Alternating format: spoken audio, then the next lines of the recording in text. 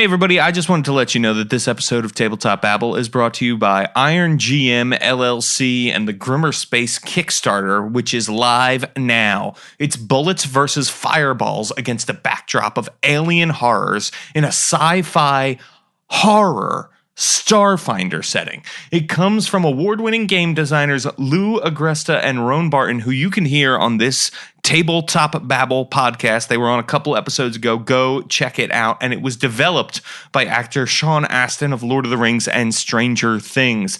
And that's not just so they can slap his name on it. He was heavily involved. Go check out the Kickstarter. You will see just how much if you hit play on the video. The citizens of Grimmer Space are veterans when it comes to fighting alien abominations from the depth.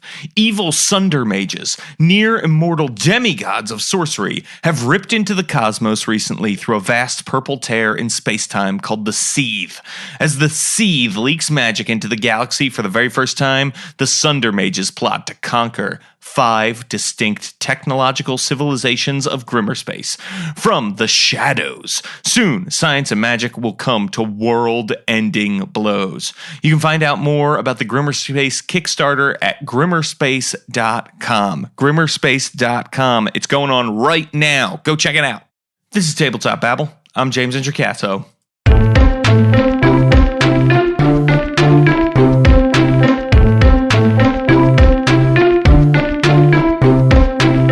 Today on the show, I am chatting with one of my favorite people and one of the greatest game designers of our generation, Michael Shea of Sly Flourish and the DM's Deep Dive on the Don't Split the Podcast Network is here to talk about his Kickstarter for the Ruins of Grendelroot.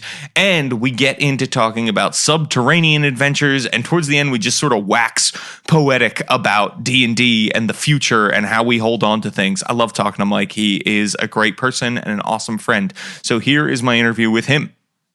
Okay, everybody, now I am here with my pal, Mike Shea. Mike, welcome to Tabletop Babble. For people who don't know, and they really, really should, who are you and what do you do in the world of tabletop role-playing games? Hi, James. Thank you very much for having me on the show. It is always a great pleasure to talk to you. And of course, I forgot to introduce you as Mike, one of my favorite people and the one and only. Yes. Yeah. Oh, I got both. I got both titles. Thank you. That's so awesome. No one else has gotten that title. That's right. No one does, and no one will. No, that is a Mike Shea Sly Flourish. Really, I get both. Suck it, everyone else. I am the author for the website slyflourish.com, and I am the author of the book Return to the Lazy Dungeon Master. Those are probably the two things I am best known for these days. But I've done other things. I freelanced a little bit for Wizards of the Coast. I freelanced for a bunch of other companies, Global Press, Pelgrane Press, Sasquatch Games, and others. And I've written a bunch of other books too, including a book called Fantastic Adventures, which I wrote before Return to the Lazy Dungeon Master, and the original Lazy Dungeon Master, which I wrote about 5 years ago. Yes. All wonderful books that people should definitely check out, and sort of just the tip of the awesome iceberg for the stuff that you do. So it is, it's great to have you here, Mike. You are a good friend and you are an idol for me. As you are to me. Well, I don't. That should not be the case. Let's talk a little bit right now. You have Ruins of the Grendelroot on Kickstarter, right? So tell me a little bit about that. And it is Ruins of the Grendelroot, correct? It is. That extra "the" is what an editor brings to the table when you show up and say, "Hey, Scott Fitzgerald Gray, I have a book called Ruins of Grendelroot," and he says, "Is Grendelroot a place or is it a thing?" And you're like, "Well, it's a thing." And he goes, "So it's not Ruins of Grendelroot, it's the Grendelroot." And you're like, "Yeah, I guess so. I guess that's right." So it became Ruins of the Grendelroot after that conversation. It's funny because that really is very intriguing, right? Instead of, if it was Ruins of Grendelroot, I would assume Grendelroot's a place, you're delving in there. But when I hear Ruins of the Grendelroot, I want to know, right? It's a thing. What is the Grendelroot? Yep. What is it? I want you to want to know that. Right. I want you to like, I want this book, even when you're done absorbing it and digesting it, I want you to go, what's down there? Like what's behind that door? Right. And that's the goal, is that the GM feels that, and the GM pushes that to the players who feel it as well. throughout this entire book. It's a vast chamber-filled mountain with strange power deep down in it that is affecting everything around it. That's the mystery of the Grendelroot. I want this book to be something that a GM feels absolutely confident in shredding and using for, stripping for parts for their own campaign. And the originally when I was writing it, I threw lots of blank spots in there, including not defining what the Grendelroot was. I kind of said, like, here are 5 things it could be, and you get to pick one. And maybe you never define it. Maybe it has some criteria to it. There are these giant black metal spikes that have pierced all throughout the mountain, like the thorns of a weed or the claws of some kind of huge beast.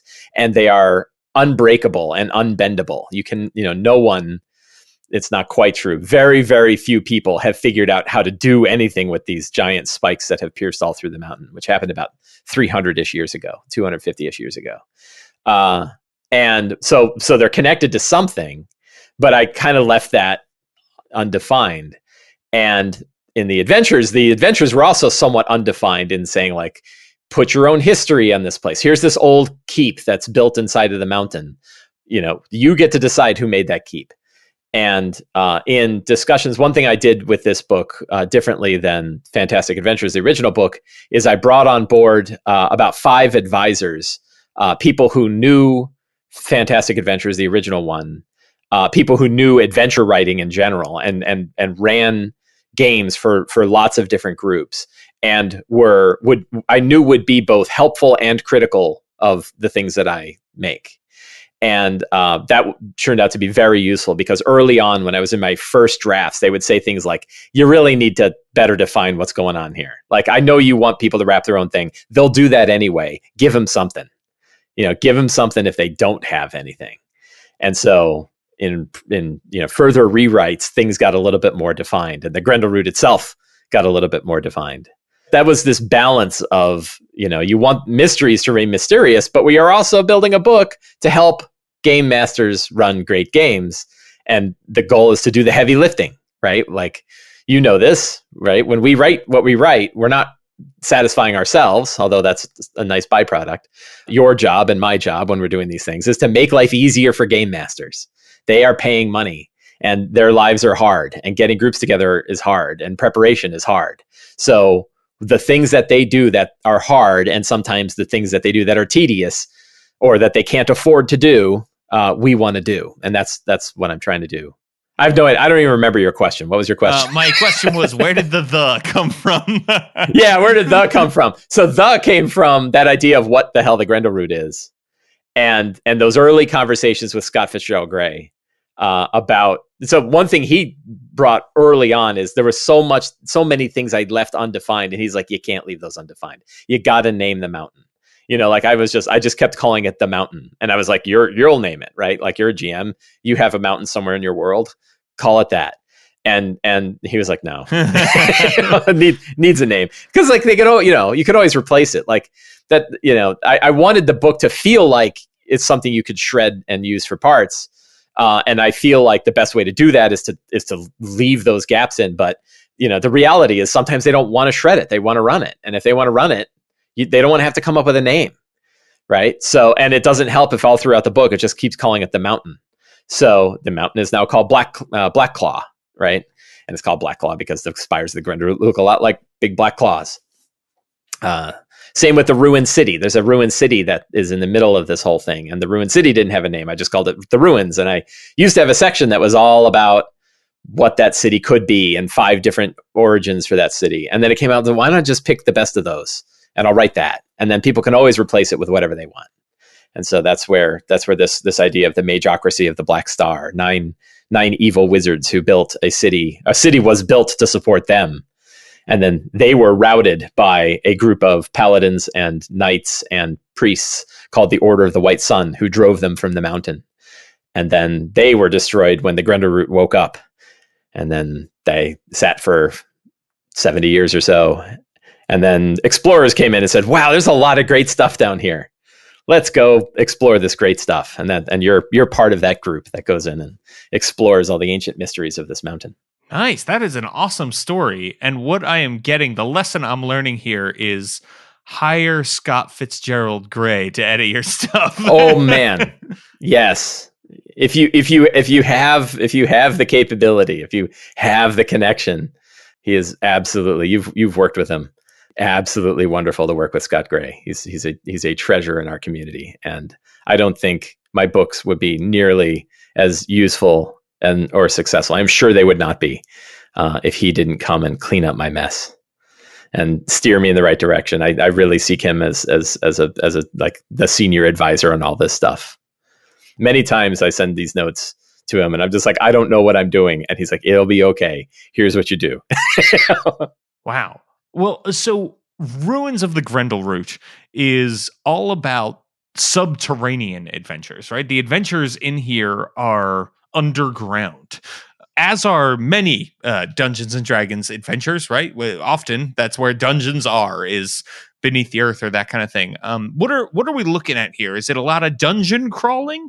Not really. There's a sort of I've been listening a lot to Sean Merwin talk about adventure design on his podcast on Misdirected Mark, not to pitch another person's podcast, but oh no, that's a great podcast. You like Sean. Yeah. So they've been talking a lot about adventure design and the different patterns that adventures have. And I think the adventures in this one all have a similar pattern. And it's one that worked well for Fantastic Adventures. One of the things, so I mentioned I wrote a book a couple years ago called Sly Flourish's Fantastic Adventures. And it was 10 short adventures that were easily digestible, easily prepared, and easy to run. That was the design. And it seemed to hit the mark on that. It does well. It's well reviewed. People like it. People that have really, sharp eyes for good adventures like it, right? And that kind of told me, hey, if these guys like it and they don't like everything, when people like Sam Dillon read it and like, yeah, it's pretty good. You're like, wow, okay. Sam Dillon liked it. He doesn't like everything. Merrick Blackman, right?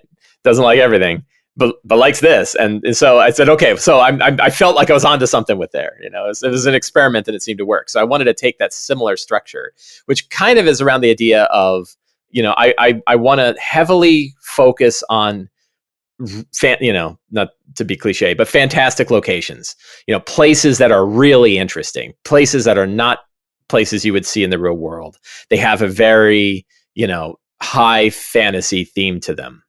And, but also not overwhelm the DM with like 50 rooms of places. So I kind of set the threshold at about 7 to 9 major locations in an adventure. That are all generally in one area. So you'll have like the Forest of Iron, right? Which is an entire cavern filled with, they look like plants, but they're all made of Grendelroot stuff, which are these indestructible iron, right? So you'll have these beautiful, delicate ferns, but they don't bend. And if you fall into them, it will just shred you to nothing because they don't move and you do.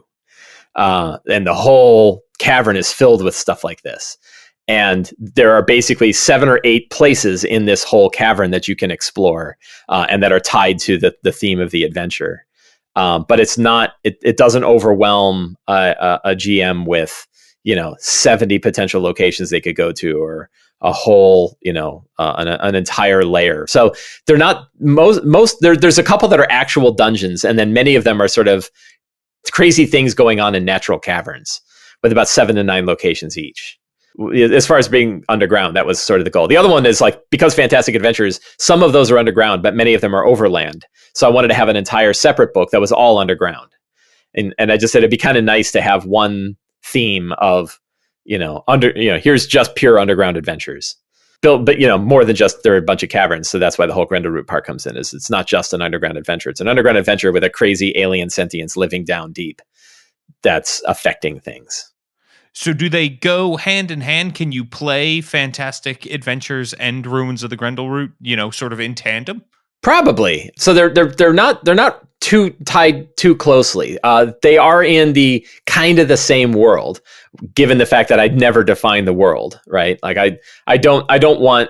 Yeah, I mean, like Fantastic Adventures has an area, and it's a very sort of generic fantasy area. It's got mountains and swamps and lakes and rivers and, all the kinds of things you would expect in a fantasy area. And then the town's got all the kind of things you'd expect in a fantasy town. And the goal was that you could just shred those and, throw it anywhere. You could take it and throw it right in Desserin Valley in the Forgotten Realms if you wanted to, and it fit perfectly. So I do expect that the mountain would kind of be close to, like, White Sparrow was the center town in there. The mountain could exist close to White Sparrow, and you could come, you could go to and, to it and from it. One of the characters that is in Fantastic Adventures makes a new appearance in this one. There is a sheriff of White Sparrow named Ruth Willowmane. And in my little headcanon, she has since retired after dealing with those pain in the ass adventures in White Sparrow, and moved to the mountain because it's sort of a frontier. It's kind of a place to get a new start. And now she isn't a sheriff there because they don't really have a government. But she's, one of the well-respected members of the community known as Deep Delvers Enclave. Gotcha. So this is part of the Slyverse, as it were. Yeah, I guess. Yeah, right. If you want a Slyverse, and boy, like, I don't want to hang too tight on that because I don't want to make a new campaign world. Right? Like, there are many, many wonderful campaign worlds out there, and I guess people like them, and people like their own too. But when I look at it and I say, like, based on my flawed surveys, about 60% of people play their own campaign settings in their own worlds. And I'm guessing, and I think it's pretty true, that of the remaining 40%, they generally play really big published campaign settings, like Forgotten Realms or whatever, Dark Sun, Eberron, whatever they're going to run. Sure, the Slyverse. So I don't think Slyverse is going to have much of a market share when it comes to that. So I would rather make stuff where you're like, oh, I love my campaign world, and guess what? I can throw a mountain in it. Like, this mountain is like a seed, just like the seed of the Grendelroot. You can plant this seed in your own world, and it fits perfectly. As long as you can put a fantasy mountain in your world, you could stick this place in it, and nothing else needs to be changed. You don't have to do any work. Yeah, that's huge, which is really great, and it goes with the sort of mission of what you've been doing all along, which is helping game masters play better games with lower prep, which I am all for as an adult with limited free time who wants to play a lot of games. Yeah, and this, right. So Fantastic Adventures, Fantastic Locations was written that way. Fantastic Adventures was written that way. The Lazy DM workbook has locations in it as well. 10 locations that have descriptions and flavor text and area aspects and things like that you can drop in that don't have any monsters. So it's sort of like a Fantastic Locations 2. If you wanted it, although it's more mundane. So we used to joke that they're called Sly Flourishes mundane locations, because it's like a sewer and a castle and the cellar and a temple and a dungeon and it's like they're boring on purpose because those are the 10 most common places that you would have in a D&D game. Right. So let's make maps for those. In this one, that is not the case. Like, you're not going to find very many places that have a giant cavern made of ferns that are built of a metal that cannot be destroyed or moved, that you'll shred yourself on if you fall on. They're all, every one of these is pretty thematic, I think. A giant vault behind which lies a vampire who sits there for 200 years unmoving. So all kinds of like crazy stuff in this one. And so when we're talking about underground adventures, like, to me, one of the cool things about being underground is it's like being on another planet, right? It's this totally alien environment. And it sounds like you're going deep into that with all your weird stuff that you've described. Yeah. I mean, right. So and it's a hard part. Like I realize one of the things I'm always balancing is, like, I want it to be universally valuable. Like, I want DMs to be able to really use it how they want, but I don't want to make it so general that it doesn't help them at all. Like, it doesn't give them anything. Right. And part of that is, like, the minute you say it's 10 underground adventures, you're limiting it, right? You're saying, like, well, I don't need underground adventures. Mine's all set in, people traveling across a desert, and so I have to make that design choice, but I kind of figure, well, underground's good enough. And a lot of people run underground stuff anyway. So it will, it'll be sort of universally useful. But yeah, running adventures in the underground, I think there's something. So I have a George R. R. Martin quote from one of the Game of Thrones books that I found when I was kind of researching this thing that I'd like to read. It's about, Sure. so if you remember when, and this is a little bit of Game of Thrones spoilers, when Bran meets the three-eyed raven and in the old caves beneath a tree, right? And he talks to one of the, what are the little, I forget what they're called, their version of fairies, their version of fae the folk. children of the forest. The children of the forest. So one of the children of the forest is talking to him about what he says, and he gives this quote. He says, "The caves were timeless, vast, and silent. They were home to more than 60 living singers and the bones of thousands dead, and extended far below the hollow hill. Men should not go wandering in this place," Leaf warned them. "The river you hear is swift and black and flows down and down into a sunless sea. And there are passages that go even deeper, bottomless pits and sudden shafts, forgotten ways that lead to the very center of the earth. Even my people have not explored them all, and we have lived here for 1,000 of your man years." Right. And I just, I love that in like one paragraph, he's built an entire world, and that's, it's the kind of thing you can only do with writing, like really good writing is, build an environment that can go on forever. And I've seen some really great writing in some other D&D products. I was reading Secret of Saltmarsh, Ghost of Saltmarsh. And in the intro, there is a section that talks about one of the forests. Yeah, so there's a section in the book about Dreadwood. And if you read it, it's like, 7 paragraphs long. It's not even 7 paragraphs long. And it has a like a 10 to 20, a level 10 to level 20 campaign packed in there. With that, right? A night hag who has 11 Oni or 23 Oni bodyguards and 3 vampires that consort for her favor. And you're like, wow, that is a hell of a night hag. And she has all sorts of hags that work for her, plus everything that hags would have working for them. And you're like, I could build a 10 level campaign out of that. That could go. It's in a world that's sitting right on the edge of the Shadowfell. It's crazy. So I love this idea of in a few paragraphs of text being able to extend a campaign into really far off places and in a mountain and in an underground setting. I think you can do that. So one of the things I kind of talk about with the mountain, with Blackclaw Mountain, is that you can drop this mountain into your campaign anywhere, but inside of it, it's nearly infinitely big. Right. So you can have dungeons, and I'm going to write little bits and pieces of that the Magocracy of the Black Star built a dungeon in there that is so deep that the Order of the White Sun, who tried to route them, never could find everything in it. So they're like, we don't really know what's down there, and we just sort of seal it off. But it's an infinitely deep, infinitely wide dungeon that the wizards built in order to experiment with things. And you can kind of, it's just great to be able to sort of in 2 or 3 sentences describe something that's can grab the imagination of a GM and give them almost an infinite space to build whatever they want. Hey everyone, we're going to take a quick break and then back to the babble. Are you looking for a great story? Do you love Star Wars? Do you like podcasts? If you said yes to any of these, check out the Redemption Podcast.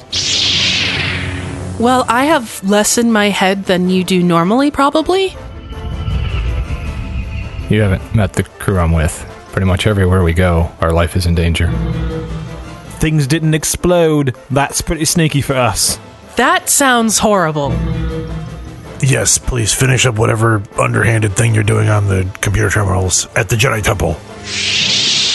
Check out Redemption Podcast at www.redemptionpodcast.com. Let's get back to the babble. So how, you talked a little bit about this at the beginning with Scott Fitzgerald Gray. How did you determine where that balance was? How did you determine this is where I need to give people more and this is where I can pull back and let them play a little bit? So I started going pretty far in the other direction, in the direction of that GMs will bring their own stuff to it. So examples were the adventures up front would say, here is a small list of potential encounters that could happen in this location. And it would be like 6 potential encounters that were written, similar to the encounters that you're used to writing, that you've written for books like the what was the Waterdeep one you did? The City Encounters, Waterdeep City Encounters. Oh yeah, City Encounters. Yeah, so they're a little bit more defined than just like 12 orcs. They're 12 orcs are down here and they're busy hunting a creature called, whatever, Snapjaw. And they've been hunting it for 2 weeks because it ate their leader. It's got to have like a little. So I had like a little bit of something like that. And then I would have the locations, and I would not put encounters in the locations. And the idea was you can, you, the DM, can pick whichever encounter you kind of like and drop it in that location when you want it there. And that way you can also tune how long the adventure is going to be. If the adventure is going on long, just don't have the encounter, right? And they see a location, they might discover some things there, but they don't get into a big fight. And I thought that was some nice flexibility, but again, it kind of put the cognitive load over on the GM. And many times I would read the list of those encounters and say, like, I knew where I wanted them to be, right? So it's like, it's really bad. They weren't universal. It's like that black pudding encounter really works well at the weird black pool. That's in area 6. So why am I making the DM go through the work of figuring that out? Why don't I just put it there and then put in a little line that says, if the game is going long, you can skip this encounter, right? So there were lots of areas like that where I started on the sort of toolbox side, kind of offering lots of different things, but sort of, it's almost like going to dinner and you sit down and everything is already separated for you and you have to sit and make your own sushi, right? And no one wants to sit and make their own sushi. They'd rather have that guy behind the counter make the sushi. So, that was kind of what I leaned to. And I think it worked because I think that in the end, GMs are empowered. Most of us know this already, that you can always change things up. Nothing is written in stone on these things. And, they're not meant to be written, they're not meant to be run as written 100% no matter what. And I say that in the book, right? I'm like, you not only do I give you permission, I demand that you change it to fit your group, right? But that said, it's just easier if people read an encounter and it says, here's the encounter, here's what's going on, and here's the creatures that may be here. And again, you have the kind of option of removing, except for like 1 or 2. It might be like a final encounter that's pretty set. So then what I'm doing is I'm taking a lot of that sort of randomness, the random encounter stuff, and moving it to a whole separate chapter in the back. It's going to be one of the stretch goals for the Kickstarter, so hopefully we reach it because I'm excited about it. Where you do have this much longer list of encounters that's similar to like the Waterdeep City encounters, maybe like 50 encounters that could occur in this mountain that have all their own little story to it, their own little adventure, sort of wrapped into 2 or 3 sentences. Yeah, it really sounds like, I think when I think underground adventures, right, I think Undermountain, I think dungeon crawling, I think like, oh man, we're going to be clearing out rooms for a while. This is not that at all. You've created an underground community space, right? Yeah, I mean, right. That's so one bit is it's mostly natural, right? It's mostly natural caverns, but there's lots of places where the natural cavern suddenly gives way to a monastery that was, buried here in the mountain 400 years ago to house some terrible creature, and there's lots of things like that. There's one that's a 1,000,000-year-old cathedral that's buried in the deepest heart of the mountain called the Black Cathedral, right? It's not actually a cathedral. Like, just call it that because it's big. It's big and vast and looks very religious, even though it's not. So yeah, there's always this heavy mix between natural and unnatural, and the Grendelroot itself balances on that. It is both sort of natural and unnatural. It looks very organic. I had a great pleasure today of sitting in Jack Kaiser's Twitch channel. Jack Kaiser is one of the 2 artists for this book, Brian Syme being the other. And Jack has done the covers to my last 3 books. He did the cover for this book. He's doing the cover for the art book, and he's doing all of the half-page big internal art. Most of the location artwork all the location art is his. And he likes to go on Twitch and draw his art on Twitch. And so I got to sit with him, and I asked him, just so I don't sound like a complete jerk, I'm like, do you really want me here? Because like, I don't know if I could stand having like my boss sitting behind me while I'm typing. And he's like, no, it is so much faster to have these conversations here than it is to be sending 50 emails back and forth about it. So I could say things like, hey, make it wider at the top and make it look like a hand with 100 fingers reaching out and holding up the ceiling. And it's like, okay, and he'd whip that out. So it was a really great process to kind of see his eye and his hand build ethereal stuff that's in my head, and kind of set it, make it true, right? And then the nice thing about that process is then I can go and change the text when I see something that either doesn't make sense based on the art, or when he discovers something that I didn't think of, and I'm like, ooh, I got to put that in there. So that's a great process as well. Wow, that's really cool. That's that's such a interesting way to work. I love it. Yeah, it's different, and it's lucky, right? It just happens that he is on Twitch, and it happened to be that he was on Twitch today, and I had the time to be able to, our schedules lined up. Yeah, absolutely. So, but we have done it on a couple of pieces. Wow. So, yeah. So, what's the level range of this product? So it's level 1 to 5, and this gets to a question about how well it integrates with Fantastic Adventures 1. And the difficulty is both books are levels 1 to 5. So it's not I didn't want it to be a sequel. And I wanted I want this book, just like the original book, to be something that a GM can buy and download the character sheets and play with their friends, and they don't have to make characters if they don't want to. They have pre-gen characters. It's set at the most played tier of D&D. So I decided to stay with that tier, and that was another sort of design decision that may work out and may not. Right, like one of the things is like I want people to be able to play in this at higher levels, and that's why I want to have a section that's similar to the Dreadwood section in Saltmarsh, where, hey, if you want to go from 6th level to 20th level, here's how you can do that in this mountain. Here is a whole campaign idea. A campaign outline that you can follow and probably fill in yourself and then throw in your own adventures. But I wanted the main adventures to be almost like you could tear them out of the book and sit down with some friends you haven't seen in 5 years, hand them some character sheets and play some D&D. And to be able to do that, I felt like the first tier was really the tier to do that. I don't know. Like I'm still torn on that. I think, I had a clear reason to do it. It would have been interesting to do like levels 1 to 10. But then it also sort of outstrips the pre-gen characters. Like that would mean that you couldn't play half of the adventures out of the box. When I really wanted all 10 to be something you could rip out and play out of the box. That makes it a feature. The fact that it's the same level range to me when you're playing with Fantastic Adventures, because you could play them in tandem, right? You could do a Fantastic Adventures adventure and then go down into the ruins here and, play a Ruins of the Grendelroot. So like, I think that that's actually kind of cool that you it can is. do that. Yeah. And it would be frustrating if you played 20 adventures and got to 6th level. Right. Well, for some people, not for everybody. I mean, maybe, right. Like they are short. Like some of these can be 2-hour adventures, right? They can be well tuned to fit into a pretty small space. So it's possible you could play it. And probably the more likely scenario is a GM will sit down, and if they have both books, they can look at both books and say, I hate these adventures and I love these adventures, and then come up with the 7 or 8 that they love, and then build their campaign arc from those 7 or 8 and throw out the other ones that they don't like. And that to me would be a really great way to use this.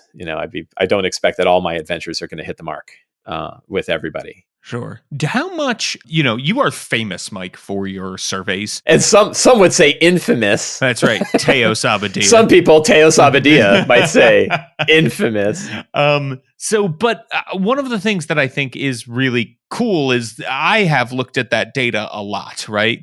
And I look at it and I say to myself, like, oh, okay, if I'm going to make an adventure, these seem to be the levels people most enjoy playing at. These are the levels most people actually play at, that sort of thing. And it's helpful, right? It's helpful to me as a designer to see that kind of thing. Do you use that information when you're designing? A little, but probably subconsciously. Mm-hmm. I definitely, when it comes to like the idea, when I look at a product and I sit and think like, what space needs work in this hobby? And, and boy, are the boundaries expanding in all sorts of different directions, right? Like, you look at the incredible products that are coming out of both big and small publishers these days. And it's hard to find a niche where you could be like, oh, there, we are not serving GMs in this area. And, one would say like adventures, like seriously, there's not enough adventures. And the answer to that is, well, that's an area that you can always overserve, right? Like you can always have more adventures. I don't know that there will ever be like wow, we've saturated the world with adventures. But I do think that there's, if I was to slice the niche even smaller, I'd say for somebody, because I've been successful with the other books that I've launched, I've been able to put a fair bit of money up front on this. There's not a lot of adventures that have like full color maps from Elven Tower and half page art from Jack Kaiser and editing from Scott Gray, right? Like those are features that not every adventure publisher can put on the front cover of their adventure.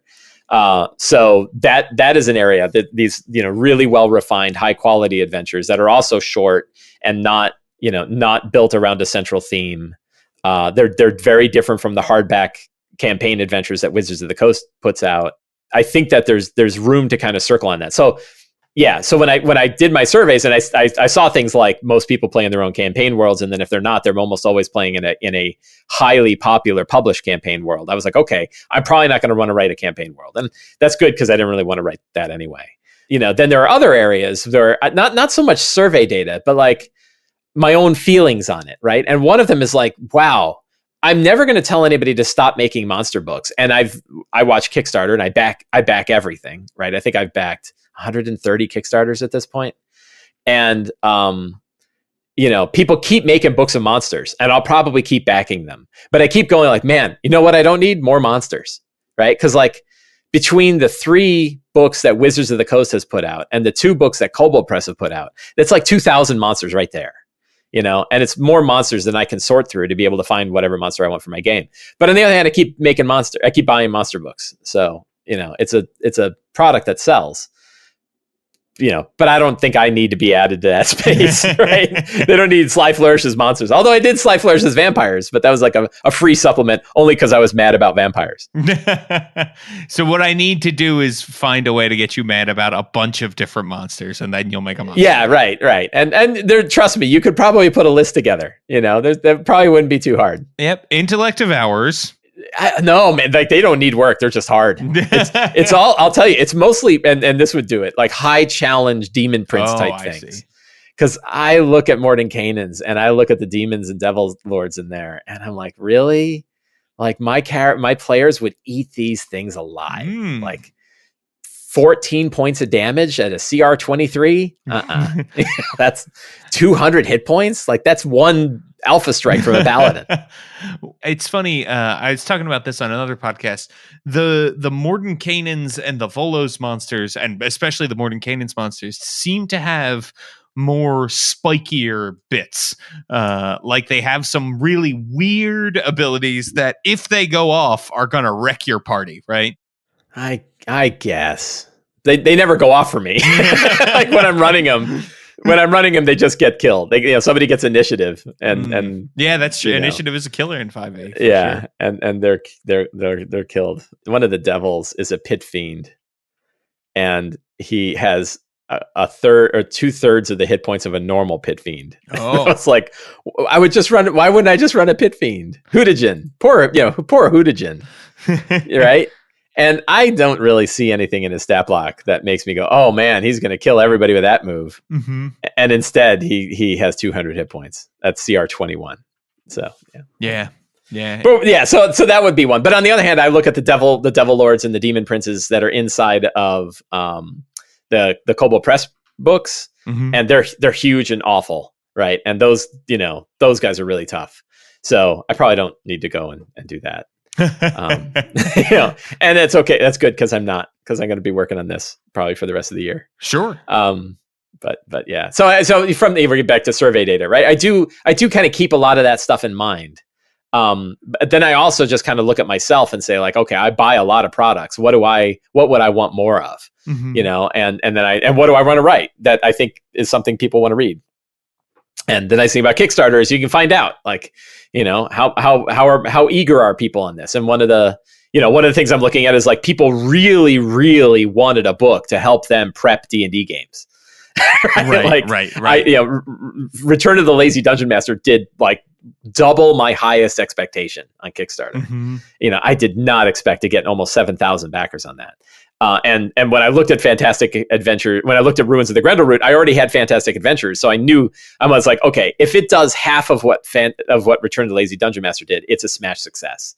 And we'll see if we get there. I don't even think we're going to get there. So it tells me like adventures, people want them, probably not as much as other things, but I don't know what those other things are that I haven't done.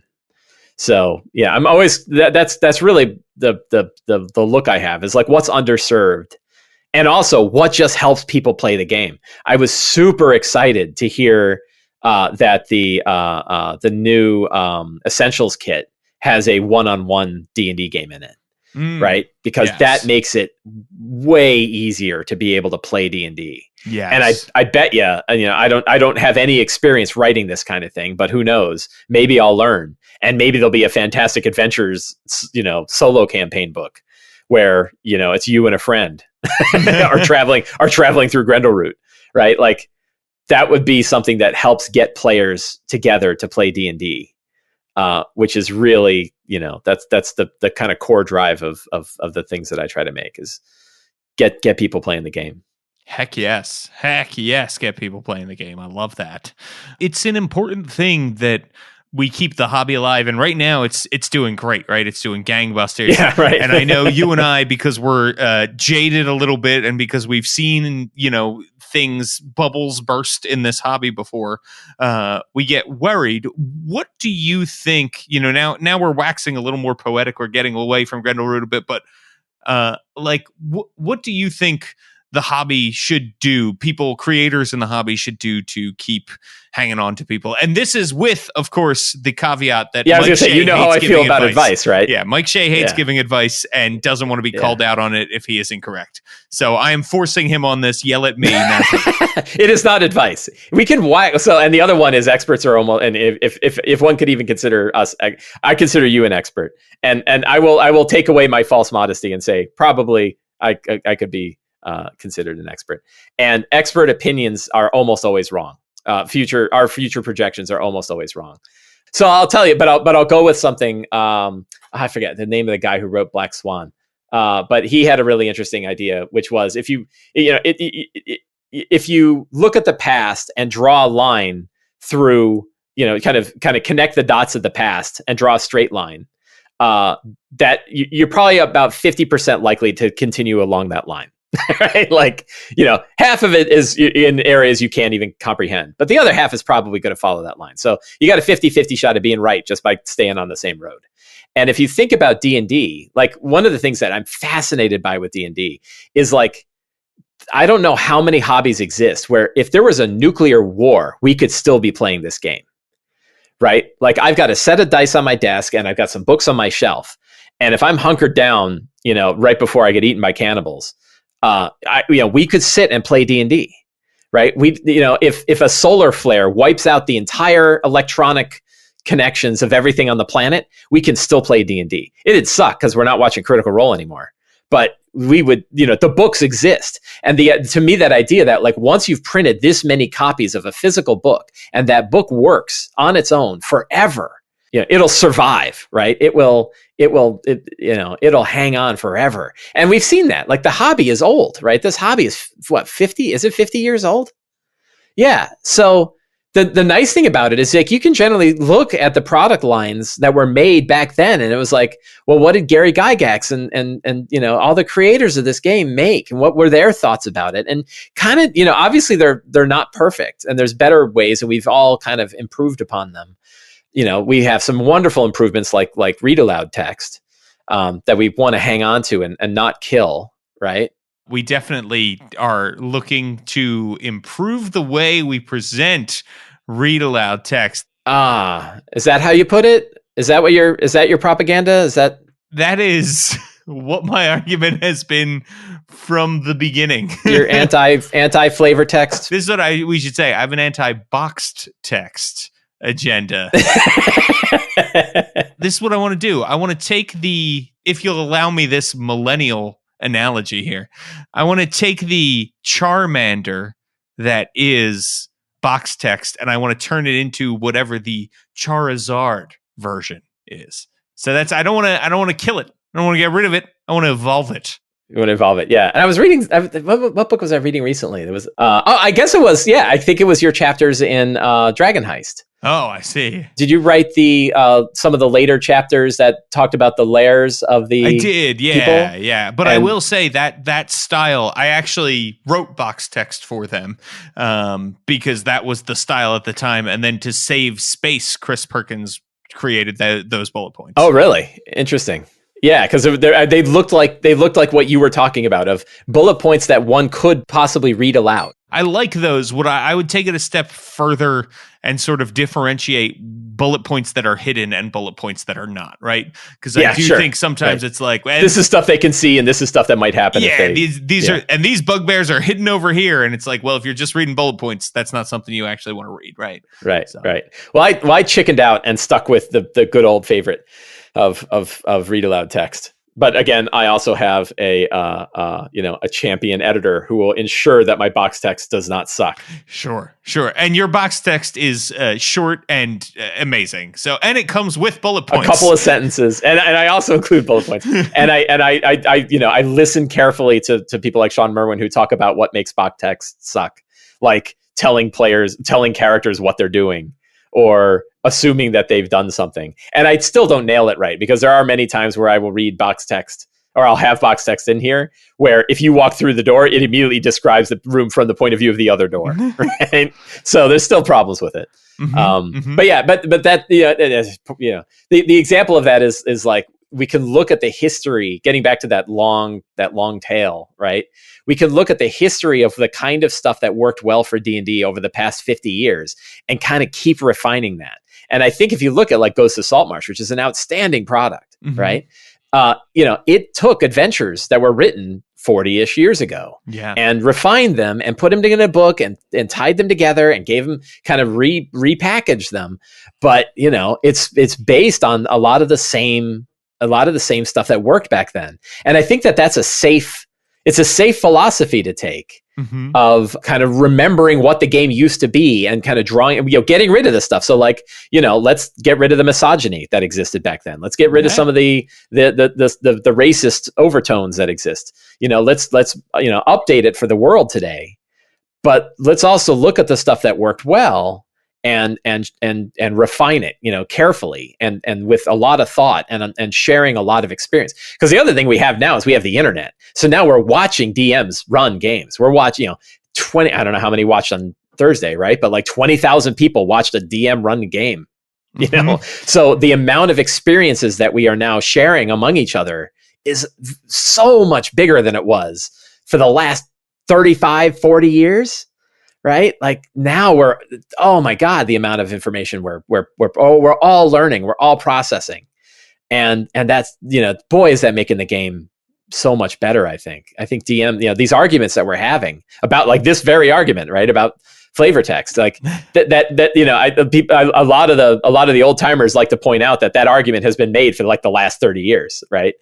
And that's okay, because we're still circling this target, right? And we can still experiment with it, and we're gonna get it right, or we're gonna keep circling it, but it's gonna be okay because we're all getting slightly closer to, sort of quote unquote perfection, which I think is fascinating. So in the future, I think kind of doing the same, kind of staying on the same course. You and I, before the show, were talking about a lot of the recent announcements of things that Wizards of the Coast is doing, and how they are really aiming like with a wide aperture at a lot of different kinds of products this year. So the Penny Arcade book is very different than the kind of books they typically put out. I don't even know who, boy, this is awful, right? I have no idea who Rick and Morty are, but people love them. And there's Rick and Morty D&D stuff coming out, right? And there's a whole group that like cheers when they hear that. I'm like, and I get a little frightened, right? Because I don't like loud noises, but that really, obviously there's a group that's really aiming for that.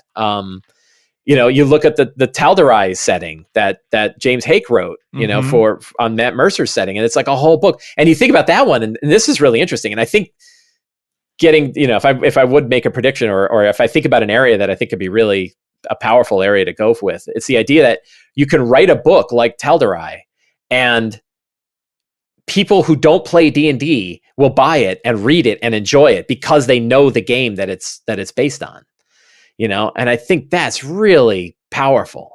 Mm-hmm. And and one thing that I think is underserved, there's you and I have heard this for a long time, which is that wizards, when they write books, they want to write books that are entertaining even if you don't run them. Right. And I took that to heart with Grendelroot. Like, there are many chapters where I'm sort of letting myself get into the creative writing mode and write stuff that I think was just fun to read. I have one of the whole Kickstarter chapters is the history of Shadowreach. So Shadowreach is the big ruined city in the center of the mountain, and it's the one with the Magocracy and all that. And I want to write like a 6,000 or 7,000 word chapter about that history and describe every one of the 9 wizards of the Magocracy, and describe like how they were killed or how they disappeared or what they left behind, or the crazy sword that they forged out of Grendelroot stuff being the only one that could, and I ultimately want it to be just a fun chapter for someone to read. And then ideally be like, a DM could digest the material and then regurgitate it. And that's a little gross when they're running their game, right? That they can, because I think you and I both know that, like, when you can read all of that lore and sort of internalize it, then when you're running your game, improvisation becomes much easier because you sort of have this encyclopedia in your head. Even if it's not perfectly accurate, you have this stuff you can sort of pull from. So I think that there's probably a pretty big market for products that are tied to this hobby, but are at least as a secondary market aimed towards people who are enjoying the hobby without playing. And I think that there could be more service given to them. Paul Bimler made these solo D&D adventure games, and I started playing one of them, but I played through the whole Eberron one, and I loved it. Right, I thought like this, it felt like playing D&D, and I had a character in my head, and I was role playing in my head, and it was just fun. It was just like a fun way. I would play it like right before bed, and I had a little dice roller on my phone, and I could just play it, and it was great. And I think that there's something more there. Like they have the new like choose your own adventure books for D&D, and those are a lot of fun, but they don't have any dice rolling in them. There's no random component to them. And I think if you just took those books and added a random component to them, so that a kid could grab a D20 and that book and play a little bit of D&D and get both the fun of making choices, but also the fun of having the dice sort of change how things happen, could be really powerful. So I'd love to see more of that in the future. I have no idea if that'll work. I have no idea if people will buy it, but those I think are underserved areas of this hobby. So let's go back to this Ruins of the Grendelroot. Yes. If people want this, and they do, they should. If they haven't already backed it, they should. Where should they go? What should they do? What can they get? So you can go to Kickstarter and do a search for Grendelroot. I'm pretty sure there's nothing else in there that's named Grendelroot. Except for it's an original piece about where Grendel from Beowulf comes from, and it's called Grendel's Roots. Oh no! So, yeah, that is. It's like a video series. Yeah, bummer. It's a cryptid documentary kind of. Yeah, thing. Luckily I sent a cease and desist already, so I don't think you're gonna get that through. Well, it's Grendel's apostrophe and then a space. No, I got lots of letters. So yeah, so you go and do a search for Grendelroot, and you will find it on Kickstarter. It is going until I think it's July 2nd. I wanted to get it before everybody left for the holidays, so it ends. Yeah, it ends on July 2nd at 9 p.m. Eastern Standard Time. And you will the primary product in this is the book itself, which you can get either as a digital book or as a print on demand. The price to get the print option is pretty cheap because you will pay for both the cost of printing and the cost of shipping later. So, but the cost of printing is usually about $6 a book, and then shipping is $6 in the US. And then it's actually pretty cheap overseas too, because they have a lot of printers overseas. It's by far the cheapest way to get a book into someone's hands is that print on demand. It avoids all of the shipping, the double shipping costs that you would have with a offset printer. So I'm always shy about offset printing because of that. And there are numerous stretch goals that we're aiming for. We just funded today So the book is definitely happening, and we are shooting for the stretch goals, and I'm hoping that we'll be able to meet them all by the end of the campaign. And it's going to include things like a digital art book. I've done this for both Fantastic Locations and Fantastic Adventures. It's either PDF or print on demand, depending which tier you picked. That has all of the art of the book in big formats that you can use to show to your players. You can use it to reference maps, and you can use it to show to your players. So it's a handy way to have all of the art in the book in one art book. So we have all different kinds of stretch goals. The art book, and one of the things, and I have an idea for at least 2 additional chapters. One I mentioned, which is the enhanced history of Shadow Reach, which talks about these, like what has occurred in this big cavern over literally over 1 million years, but focusing mostly on the last few hundred years. And that is mostly like a chapter that DMs will read and enjoy, but also can kind of give a history if people want a history. But it's sort of in the back, so the history is not going to be overly, too thematic that you can't rip it out. And one big one big stretch goal that I'm hoping to reach is 2 new character backgrounds. And I of course don't want to do those myself, but I want to help people out from time to time, and I thought I'd give someone a break. So I asked my good friend James Introcaso. Up and comer. I've heard of him.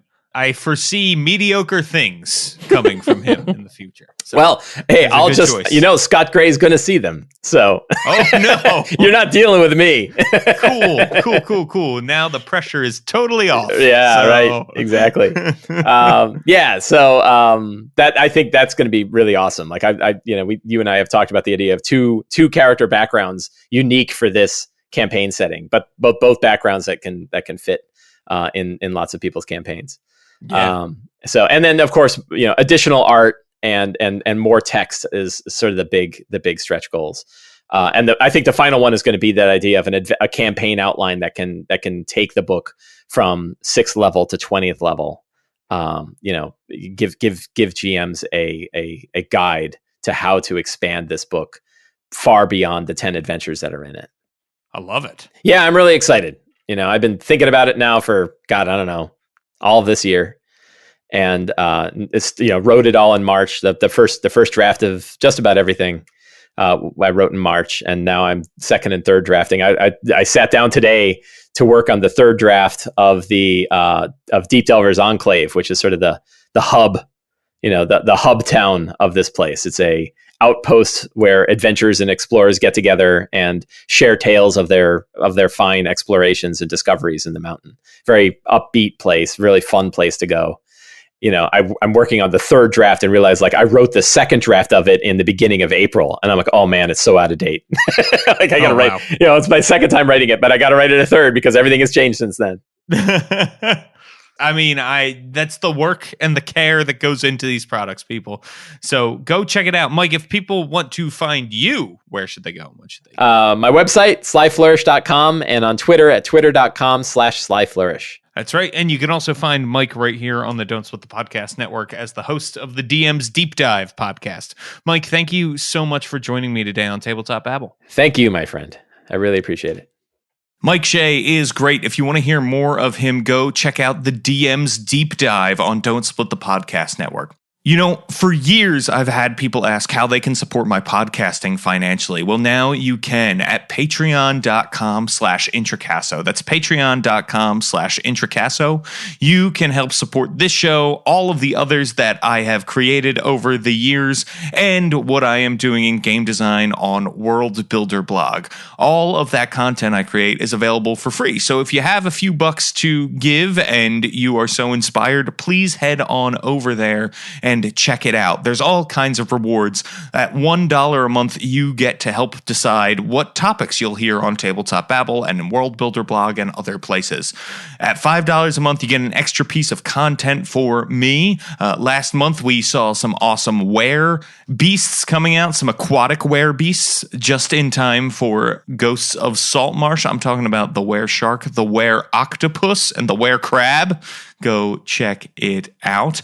And people, if you want more of me in your ears and your eyes, there's a video chat if you give $10 a month. So go check it out. It's all at patreon.com/Introcaso. And if you can't support the show financially, that's totally fine. I've really appreciated having your ears over the years. But I would ask that you support us by heading on over to iTunes and leaving us a 5-star review. It's free to create an account, and if you create a 5-star review, I will read it out loud. You can make me say anything you want and credit the person who left it right here on the show. So head on over to iTunes, do that. It'll help other people find the show. Even if you're not using iTunes to listen, odds are your podcatcher app uses iTunes algorithms to rate and recommend to others. We'll appreciate it. All the podcasts that you love and listen to will appreciate it. So go check it out. All right, people, I'm at James Introcaso on Twitter. That's at JAMESINTROCASO. And I'm at worldbuilderblog.com.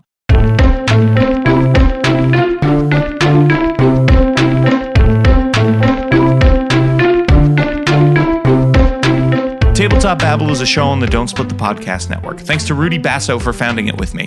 Our theme music, which you're listening to right now, was provided by Battle Bards. Don't forget, RPGs are like sex.